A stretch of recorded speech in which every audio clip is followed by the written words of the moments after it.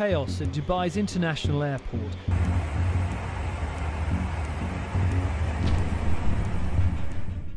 Has the world of aviation just changed forever? That's the question that's on everybody's mind right now, because in the space of just a few hours, a part of the world that was once our most vital aerial crossroads effectively turned into a giant void.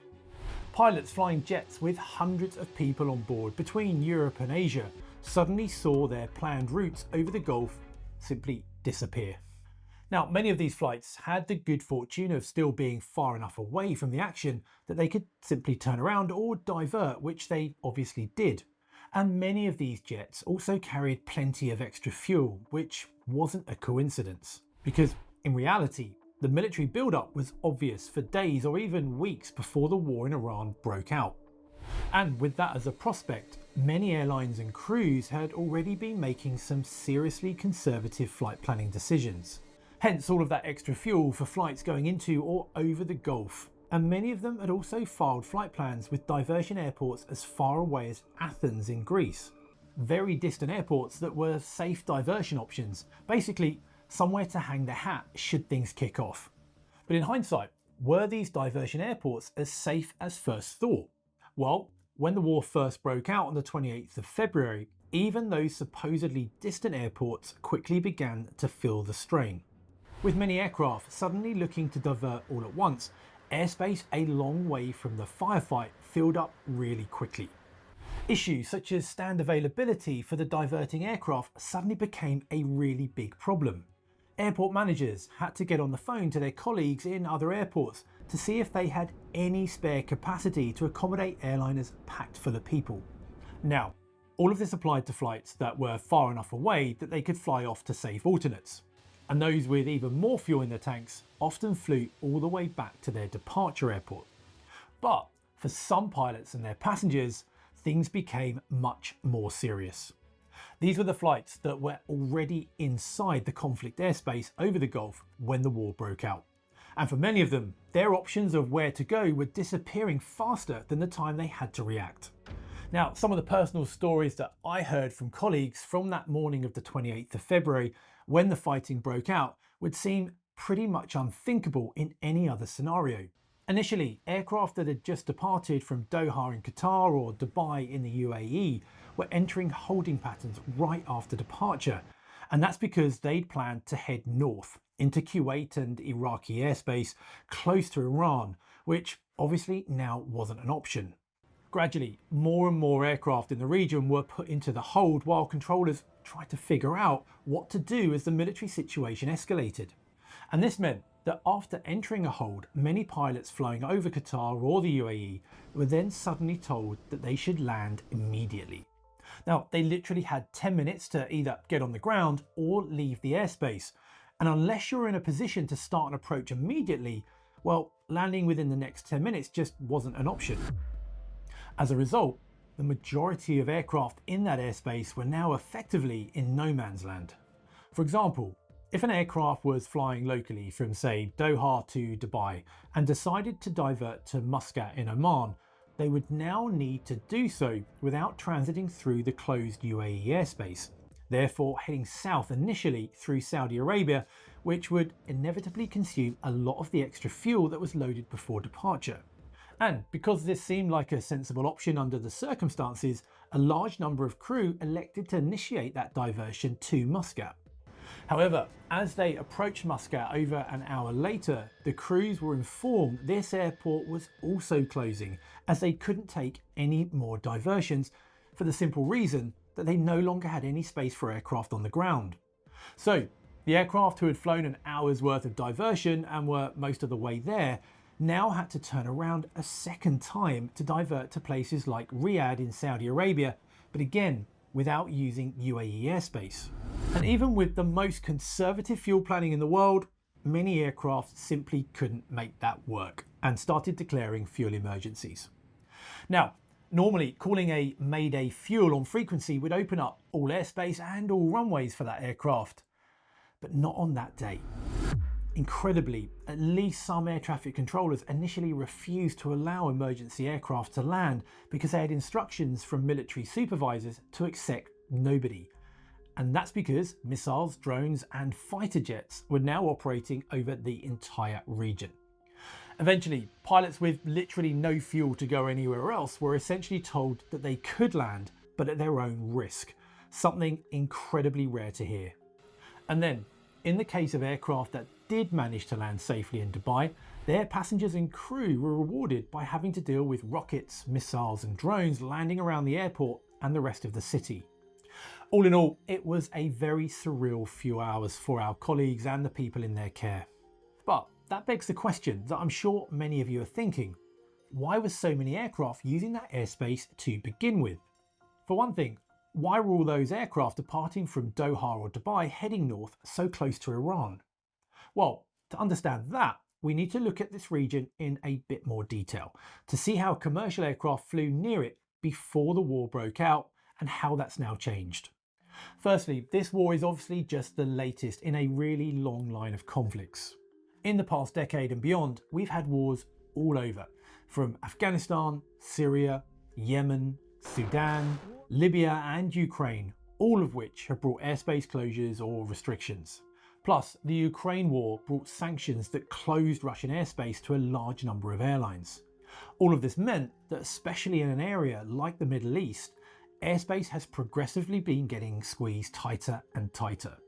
So before the end of February 2026, most aircraft flying over the Middle East, whilst operating services between Europe and Asia or the South Pacific, had three routes to choose from. Firstly, the southern route, which takes flights through Greece, then Egypt, Saudi Arabia and on to Qatar or the UAE.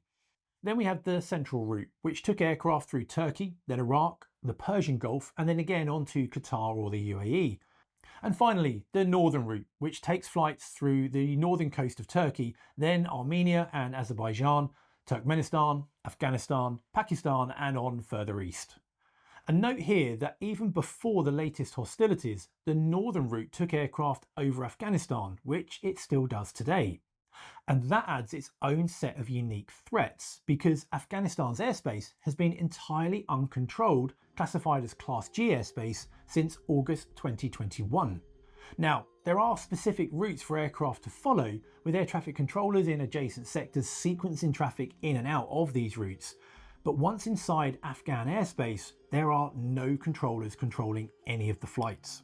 And that adds extra complexity for the crews, which, amongst other things, involves the requirement to make position reports every 10 minutes and proactive listening out on the designated frequency for all involved to ensure situation awareness is maintained. But that's not the only problem when flying in Afghan airspace. For example, aircraft are advised to stay above flight level 320 or 32,000 feet to avoid small surface-to-air missile attacks. And in the case of an engine or other technical issue, crew needs to avoid diverting to any Afghan airport because of the associated threats to aircraft, crew safety and the security there. But despite these threats, this airspace was considered a better option than Iran even before the 28th of February 2026. So how has the situation changed since then? And how will all of this affect aviation in the longer term globally beyond the Middle East? Well, we'll explore that after this. It's second nature to connect to airport Wi-Fi without even thinking about it, just to send a message back home or get a cab. But maybe what you don't realise is that anyone else on the same network can intercept everything that you do. They can see your passwords, private messages, and even your card details. But today's sponsor, NordVPN, protects you from all of that. Nord keeps your activity completely private, even on public networks. It's so secure, in fact, that not even your internet provider can see what you're doing, let alone some lonely hacker on airport Wi-Fi. Nord is the only VPN accredited by independent cybersecurity testers and comes with a host of security features that make browsing the web simple and safe. Threat Protection Pro stops malware from getting to you by blocking dangerous ads, dodgy websites, and scanning your downloading files for viruses and other harmful data. Their Dark Web Monitor constantly sweeps the furthest reaches of the internet for traces of your data and then alerts you if they end up in a data breach. And even with all of this working in the background, Nord is still the fastest VPN on the planet. And at the moment, Nord is offering you 4 extra months of coverage for free when you sign up for their 2-year plan. Just scan this QR code or head over to nordvpn.com/mentor now to give it a try. And with a 30-day money-back guarantee, there's absolutely nothing to lose. Now, let's get back to how aircraft are dodging the hostile airspace around Iran. So, with bombs and drones flying as the fighting started, Iraqi airspace closed really quickly. And that meant that we lost the central route, which put the aircraft over Iraq very close to Iran. And as I mentioned earlier, on the morning of the 28th of February, several aircraft departed Doha and Dubai and headed north towards Iraq because they were planning to use that central route. But that's not the only routing change in the region. The southern route has been slightly modified now and defined more rigidly, with aircraft recommended to fly south of a line defined by a series of waypoints: Obsot, Danom, Kedon, Velod, and remain above flight level 320. This southern route depends on the use of Saudi airspace, and Saudi authorities warn that military activity can cause airspace closures at really short notice, which is worth remembering. So what about Qatar and the UAE? Well, they're important because the two largest airlines in the Middle East, Qatar and Emirates, operate from these countries. And in terms of passenger capacity, these two airlines, along with Etihad, which is also in the UAE, are so large that the loss of their operations alone would be an enormous disruption in itself. As some of you know, Emirates and Qatar are hub and spoke airlines that rely on the position of their hubs halfway between Europe and much of Asia and Oceania to connect a lot of the world. And there is some relatively good news in that regard, but the longer term picture is still fairly unclear. The CEO of Dubai Airport, the home of Emirates, reported on the 17th of March that the airport was back to around 40 to 45% of its normal capacity. And that broadly aligns with its aircraft data recorded by websites like Flight Radar 24, although this one shows a dip in traffic before the 17th of March because of drone attacks to fuel installations near Dubai Airport. The Dubai Airport CEO also says that the airport isn't refusing access to any airlines that wish to fly there because of suggestions that they are favouring Emirates and other local airlines. But I'll come back to that in a minute. In any case, on the face of it, this slow recovery seems like good news, considering that it happened just over 2 weeks ago when we're recording this, and involves airlines and airports that are so close to the war zone. On the other hand though, there are definitely some indications that Emirates and Qatar are expecting the conflict to last a good while longer. Qatar in particular has been sending more and more of its wide bodies into storage, although some of these airports like Teruel in Spain are also used for their heavy maintenance. So Qatar could be doing both by taking advantage of this downtime to refresh its fleet. But another interesting factor here is the availability of fuel. There are some reports that after Iranian drone attacks at fuel installations near Dubai Airport, Emirates had to dispatch some outbound flights with limited fuel.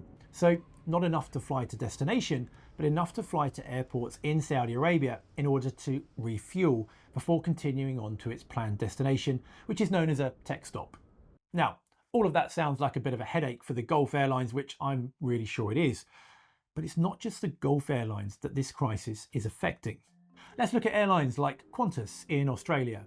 For its flight from Perth to London in the UK, it now has to add a refuelling stop or tech stop in Singapore. Other airlines are taking similar precautions, and this is not just because many routes got longer. Remember when I said earlier that Saudi Arabia warned airlines about the possibility of last-minute airway closures? Well, that affects everyone flying in or close to that airspace, not just the Gulf Airlines. And that means that all airlines operating in that airspace, wherever they fly from, would need to divert if that airspace suddenly closed, and potentially to a lot of the same airports, just like many airlines had to on the day the war broke out. As a result, flights need to be planned very conservatively and uplift a lot more fuel than they'd usually need. But this also means that there's now serious limits to the flow of traffic through both of the remaining corridors through the region to make sure that if one or both of them need to close, even temporarily, all the aircraft in the air will be able to find an alternate that has the capacity to accept them. And these limitations are re-evaluated constantly, not just because of things like drones hitting a target near the airport, but also in case something completely unrelated happens to a diversion airport, like a runway closure or a degradation in fire and emergency cover that limits its capacity, throwing just another joker into the flight planning pack of cards. Now, at this point, you may be asking, with all these changes hitting the region, why are some airlines still flying through the Middle East and even landing at airports near the conflict zone like Dubai and Doha, while others are staying well away from the region? Also, is there any favouritism in key airports? Well, these are good questions and require us to talk about something that's usually a bit boring, but it's actually a big deal in this discussion, and that's insurance. If an airline can't find an insurer who's willing to cover a trip to a certain part of the world, well, they simply can't fly there, even if operationally, politically or otherwise, they'd be happy to. However, there is an important caveat to that. In some cases, an airline that's really keen to fly somewhere can look for a bit of backing from elsewhere. As Paul Griffiths, the Dubai Airport CEO, points out, some governments are willing to underwrite the insurance of their flag carriers or other airlines to destinations in the Gulf, while others are just not. As a result, you can see that some airlines have pushed the return of flights to the Middle East all of the way back to the autumn of 2026, while most others are a bit more optimistic. Now, to be clear, while insurance is definitely a big factor in the differences between airlines, it's far from the only one. Obviously, each airline values these and other destinations a bit differently, and some airlines with relatively little to lose might choose to put some extra aircraft through maintenance if they can find the capacity for that at short notice. Anyway, so far we've covered airlines based in the Gulf and airlines flying to or just over the region, but what about everybody else? Well, here is where we get to the side effect of this war that's affecting everyone: fuel prices. As we've covered many times on the channel, the price of fuel is one of the largest, if not the largest single operating cost of an airline. And as I'm sure you already know, the Straits of Hormuz aren't just a pathway into the Persian Gulf. They're also at the centre of one of the most important logistical systems of our planet, controlling roughly 1/5 of the world's traded oil supplies. And that means that any disruption there, whether it's from actual conflict, mining of shipping lanes by Iran, or missile and drone strikes, can ripple across the entire global economy. And even without a rapidly escalating global conflict hitting the region, just the perception of danger is enough to induce uncertainty. And energy prices react quickly to uncertainty, and nowhere is that reaction felt more immediately than in industries that depend on a huge and constantly available supply of fuel. And few industries depend on fuel as much as aviation does. Airline profitability is normally measured in low single digits, so when oil prices surge sharply, the effect can be dramatic. Airlines suddenly find themselves paying billions of dollars more to operate the same flights they were operating just weeks or days earlier. In the short term, fuel shortages can lead to dramatic moves that are already hitting many airlines. For example, countries such as China and Thailand have announced bans on jet fuel exports, prompting Vietnam to cut flights. And China's strategy can also affect Australia and other key markets. Now, in the shorter term, there are some moves that might mitigate these problems, well, at least to some extent. You've probably heard of one of these short-term measures, the release of strategic oil reserves, which was announced quite early on by several countries worldwide.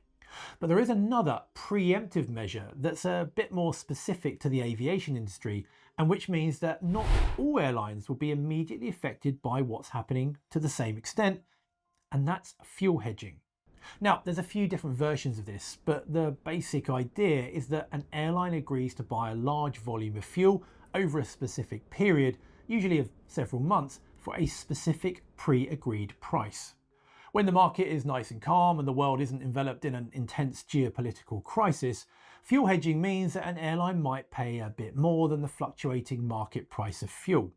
But the upside is that its managers can make key budgeting and financial planning decisions with less uncertainty. But when a fuel crisis hits, the airlines that have hedged their fuel obviously stand to benefit significantly. Well, unless prices end up going down instead of up, like they did in 2020, when almost nobody was flying or even driving. So airlines that hedge fuel almost never hedge all of it. Now, fuel hedging is still popular with airlines in Europe and elsewhere in the world, but interestingly, it fell out of favour in the United States recently, in the post-pandemic years. Airlines like Southwest used to rely heavily on fuel hedging and historically made a lot of money thanks to it. But they and United, American, JetBlue and others have all exited their hedging programs. But the one exception here is Delta Airlines. Well, sort of. Delta doesn't have a normal fuel hedging program in play, but they are technically hedging in a different way. They have their very own oil refinery. Delta's wholly owned subsidiary, Monroe Energy, has a production capacity of 185,000 barrels per day. And according to DWU Consulting, it provides an implicit hedge that covers 40 to 50% of Delta's needs in jet fuel, which sounds promising for them.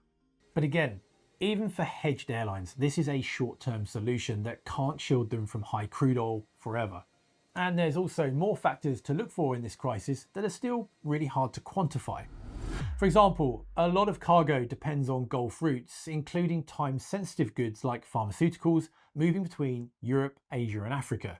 Capacity for such cargo is going down, but seafaring cargo capacity is also getting disrupted and affected by higher fuel prices. So it's going to take some time before we really know what these markets look like. Finally, a lot will depend on how long-lasting this crisis becomes. In the past, enduring shocks, especially those affecting fuel prices, have literally reshaped the aviation industry, and they did so more than once. In the 1970s, the oil crisis forced airlines to rethink the design of entire fleets and accelerated the transition towards more efficient, high-bypass turbofan engines. The 1990 Gulf War hit legacy carriers like Swissair and others who were already struggling to stay relevant after deregulation. And after 9/11, the year-long crisis forced airlines to retire large fleets of older jets and consolidate around newer or updated designs. So, are we about to see something like that again after this crisis? Could it perhaps accelerate fleet replacements in some markets? Well, only time will tell. But let us know what you think in the comments below. This, of course, is a rapidly evolving crisis and a moving target for airlines and analysts and channels like ours. So we'll obviously have to come back to it, but hopefully with better news. Anyway, we hope you enjoyed the video. And again, let us know in the comments below if there's anything else you think we should cover. I'm Ben Watts. You're watching Mentor now. Have an amazing week, and I'll see you next time.